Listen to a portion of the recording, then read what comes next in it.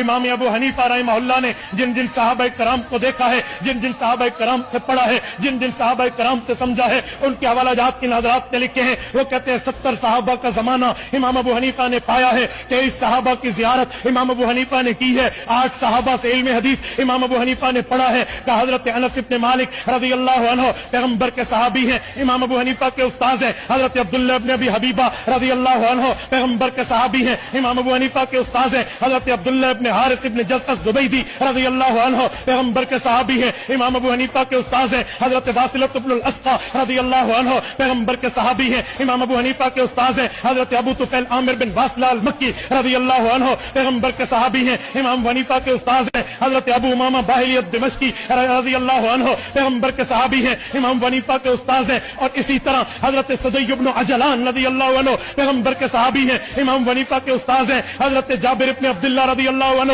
پیغمبر کے صحابی ہیں، امام ابو حنیفہ کے استاذ ہیں. حضرت عبداللہ بن انیس رضی اللہ عنہ پیغمبر کے صحابی ہیں، امام ابو حنیفہ کے استاذ ہیں. حضرت عائشہ بنت حجرت رضی اللہ عنہا پیغمبر کی صحابیہ ہیں، امام صاحب کی استاذہ ہیں. ان صحابہ سے میرے امام نے پڑھا ہے.